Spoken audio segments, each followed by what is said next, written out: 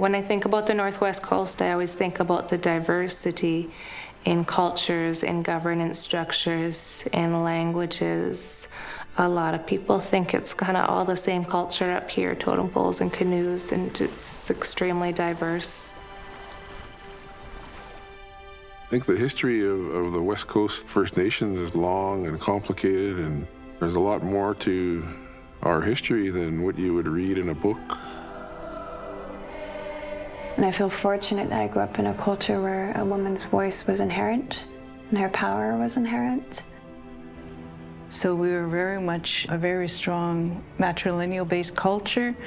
So we convey our lineage on to our children.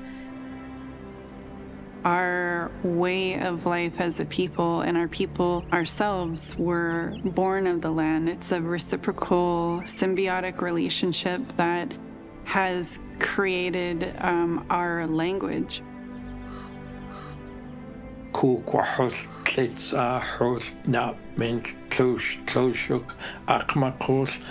of those mountains have names. We have songs, we have personal names that come from those places. We have ceremonies that have to do with those places. They say when the first ancestors came down from the upper world, they learned the land and they began to prosper. They prospered so much that their houses became stacked with goods. Many of those goods would spoil before they could be used. It was being wasteful. And so the Creator, he spoke to all the people. He said to Cham, he said, invite your neighbors from far and near. Invite them to your house, feast them, share your wealth with them. Tell your stories on how I put you here, the Creator said. And that's the origin of potlatch. The entire coast practices potlatch.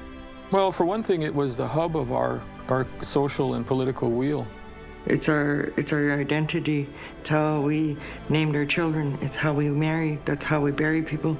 That's how we passed our lineage on. That's how we passed our dances on.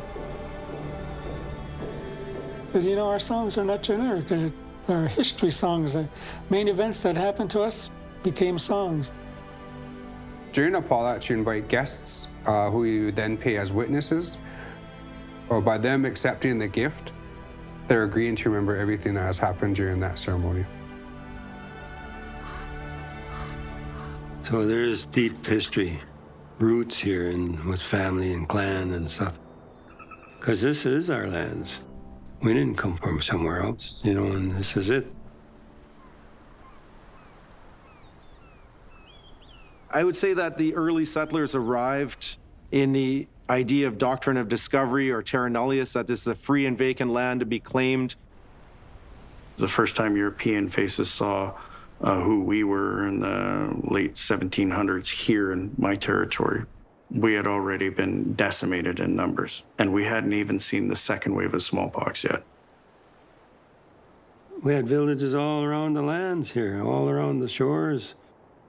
What kept us here is the food.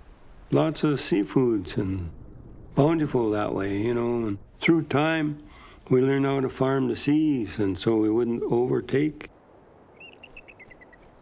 One of our elders, one of our late elders, he said, if we take care of the land will take care of us. We are so tied into the land. That's what makes us different. Wherever there was a First Nation, we're always living with Mother Earth, and we're always around those hubs of resources. Of course, those same things were then considered a commodity by our settlers moving and living with us. And so when they came in with a whole different mindset on resource use and resource extraction. It was based on a similar sort of thing that we see in this day and age where more is better. And when I was a boy, we saw fish in numbers people can't even imagine today. In my lifetime, I've seen that change. Well, I mean, you look at the First Nations people on the coast and the way we all managed the salmon systems for at least 14,000 years. We never had a crash. And so when you look at how salmon has been harvested over the last 40 or 50 years, managed by the government, we don't have any more salmon. and we're a salmon people. The forests of this island, I said, somewhere upwards of 90% has been logged. So it's been denuded. But there was a point in time where the government mandated everybody to have a hand log license. You had to be on the voters list to be able to get a hand log license, and Indians weren't allowed to vote. So our people weren't allowed to log, weren't allowed to take trees from our own territory. So this great distortion to marginalize and oppress Indigenous peoples through legislative oppression directly stems from this gold rush mentality, the modus operandi for others to become affluent at Indigenous peoples' expense. Systemic racism has been present here amongst all the coastal tribes since the first contact with the white people. It's persisted right into the current moment that we're having this conversation. So from 1884 to 1951, our cultural practices on the Northwest Coast were criminalized through a law called the Potlatch Ban. So if anyone, a chief, was to give gifts to the people, he was to support his people anyway, that Stalin could be put in jail. Having this tattoo on my hand was illegal. These are acts of savagery, having long hair, speaking your language. So we kept our chiefs by having underground namings and potlatches, mainly that.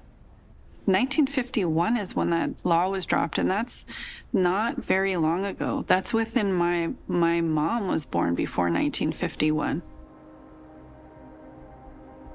They installed fear into our people. I guess that's how they managed to apprehend or take young kids away from their homes and put them into residential schools. So my grandfather was lured by an Indian agent, lured on a boat with candy and sent to Cocolitza in Chilliwack. Like, his family didn't know where the heck he was. If you tried to go get your children, if you tried to keep them away from home, you were thrown in jail just as quickly as anybody who potlatched. The most hurtful, damaging result of residential schools was dehumanizing little kids. And certainly our last 2 centuries of experience in this country has been massively affected by their racism.